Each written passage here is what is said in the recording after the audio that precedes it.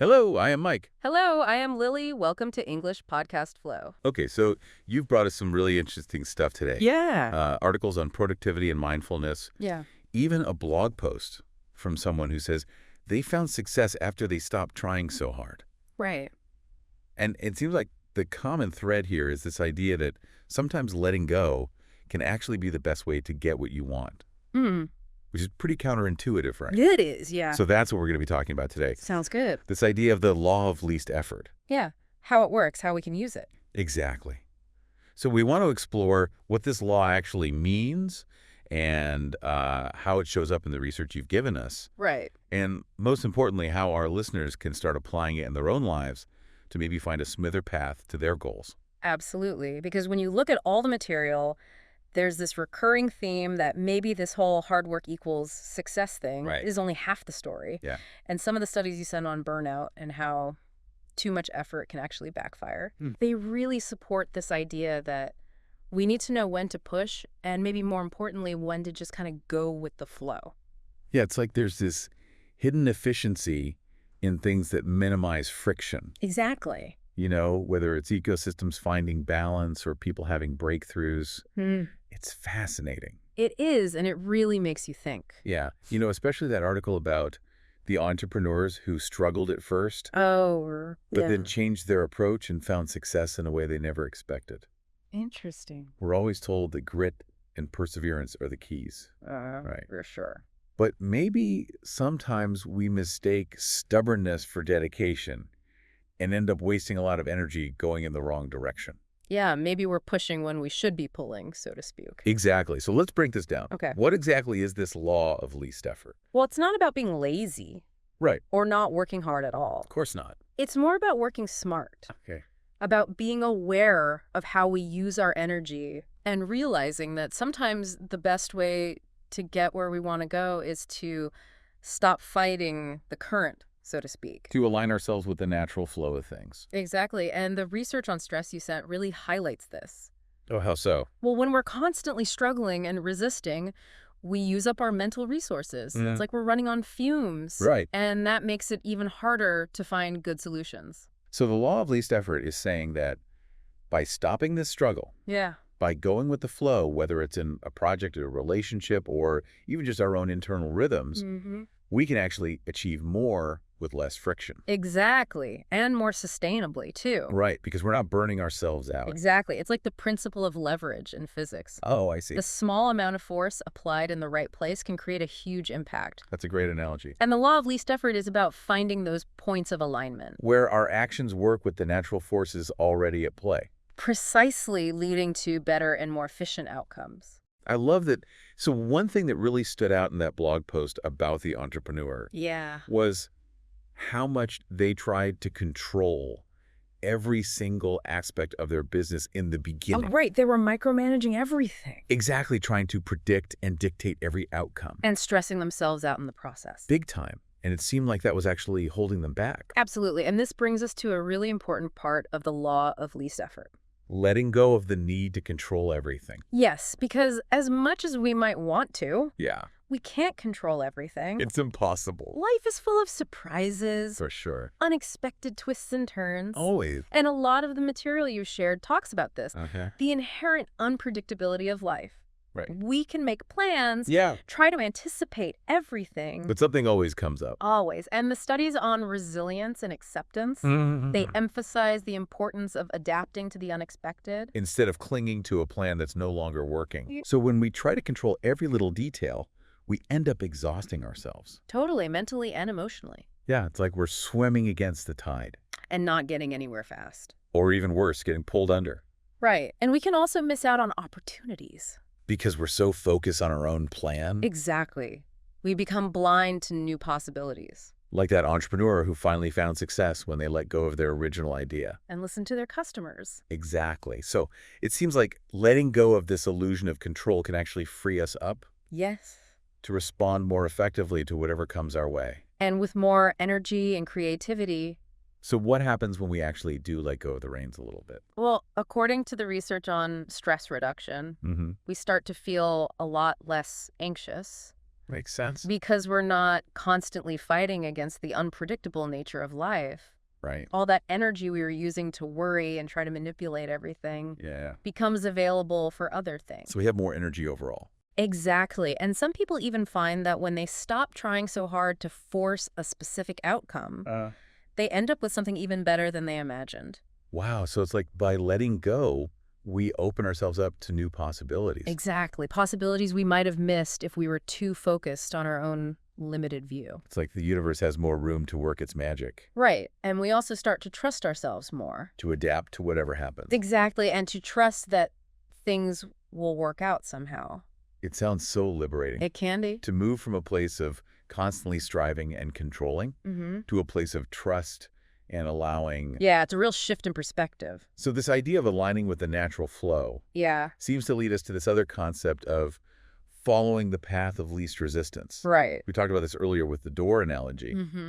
but it goes deeper than that, doesn't it? It does. So how can we actually find and follow these paths of least resistance in our own lives? Well, it's kind of like water flowing downhill. It always finds the easiest route. Right. It doesn't try to flow uphill. Exactly. And we can do the same thing with our goals and endeavors. How so? If we're constantly hitting roadblocks, Mm. feeling like we're pushing against a wall, it might be a sign that we're on the wrong path. That we're making things harder than they need to be. Exactly. And following the path of least resistance isn't about taking the easy way out. Right. It's about finding the most efficient way To get where we want to go. while still staying true to our values. I see. And a lot of times this involves paying attention to how we feel. Okay. Are we feeling drained and exhausted? Yeah. Or are we feeling energized and engaged? Right. Are opportunities coming easily, or are we constantly having to force things? It's about being strategic with our energy Yes, and using our intelligence to find the most effective method. instead of just muscling our way through. Exactly, because sometimes the smartest approach is the one that requires the least amount of force. So it's not just about how much effort we put in. No, but also about the direction of that effort.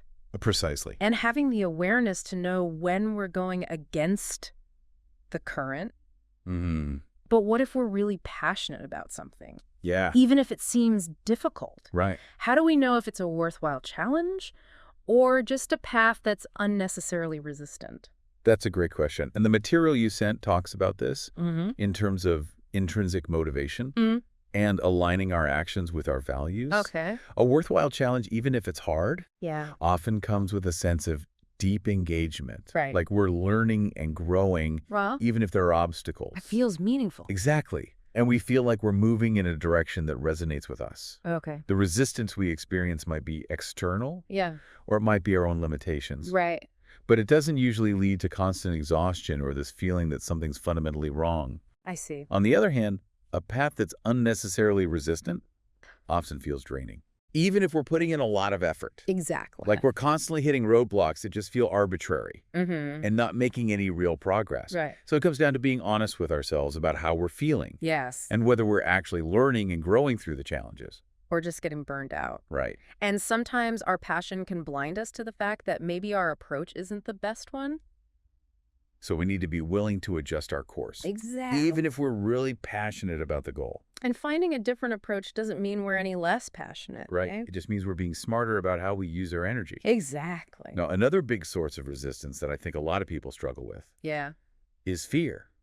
Of course. Fear of failure, fear of judgment, fear of the unknown. It can be paralyzing. Totally. It can stop us from even starting, Mm-hmm. let alone finding the path of least resistance. So how does the law of least effort deal with these internal obstacles? Well, it's not about eliminating fear completely, Right. because that's a natural human emotion. Mhm. It's more about understanding how fear can make things seem harder than they actually are. Like it adds extra weight to everything. Exactly. And when we're afraid, we tend to focus on all the things that could go wrong, Yeah. which can cloud our judgment and make it hard to see creative solutions. Mm-hmm. Mm-hmm.